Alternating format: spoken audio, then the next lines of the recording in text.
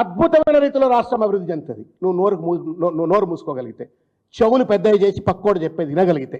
నీ మంత్రులు చెప్పినా, కేసీఆర్ లాంటి పెద్ద మనుషులు చెప్పినా, లేకపోతే హరీష్ రావు గారు, కేటీఆర్ గారు అసెంబ్లీలో మాట్లాడితే చెవులు రిక్కించి విను, అర్థం చేసుకో, మూతికి తాళం వేసుకో.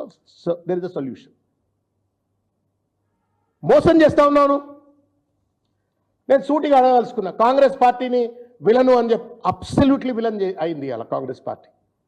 ఎందుకు కాంగ్రెస్ పార్టీ విలన్ అయింది అంటే, రేవంత్ రెడ్డి లాంటి ఒక వ్యక్తిని కూడా ఈ తెలంగాణ రాష్ట్రానికి ముఖ్యమంత్రి చేసిండు కాబట్టి ఇవాళ కాంగ్రెస్ పార్టీ తెలంగాణకు విలన్గా మారిపోయింది.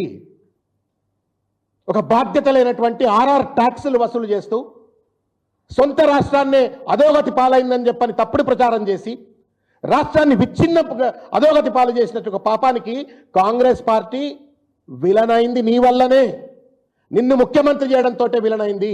ఇంకా దానికి కేసీఆర్ గారు ఏదో విలన్ అయింది అని చెప్పనగానే సంకల్కు జబ్బలు దరుచుకుంటున్నావు ఎందుకు? ఎవరినన్నాడు చెప్తారు ఇలా.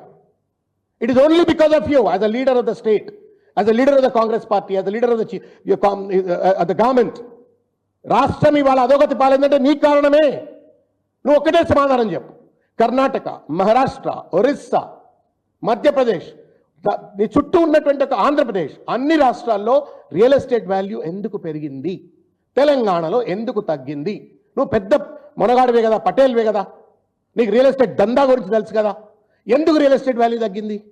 ₹1,00,00,000 ఉన్నటువంటి ఒక భూమి, చిన్న సన్నకారు రైతులు కూడా కోటీశ్వర్లు అయినటువంటి వాళ్ళు ఇవాళ ఎందుకు 40 లక్షలు 20 లక్షలకి ఎకరం ఎందుకు పడిపోయిందో సమాధానం చెప్పు. ఎందుకు పెట్టుబడులు రావట్లేవు చెప్పు. సిగ్గు ఎగ్గు లేకుండా చెప్తున్నాడు. 2.5 లక్షల పెట్టుబడులు తెచ్చేసిండట. అబ్రకదబ్రా ఇది. నేను అది కూడా చెప్తా ఉన్నా, పెట్టుబడులు రావాలంటే కూడా సూత్రం చెప్తా ఉన్నా. ఇలా దావోస్కు నువ్వు పోకు, శ్రీధర్ బాబుని పంపించండి. జపాన్కు శ్రీధర్ బాబుని తీసుకుపోండి. Let dog has to do dog's job and donkey has to do donkey job. గాడిద పని చేయాలా, గుర్రం పని చేయాలా, కుక్క పని చేయాలా. పెట్టుబడులు రావాలంటే చదువుకున్న వాళ్ళు పోయి మాట్లాడాలా. ఈ రాష్ట్రం నీ సొత్తు కాదయా, నువ్వు అన్నిట్లో నువ్వు ఏలు పెట్టడానికి.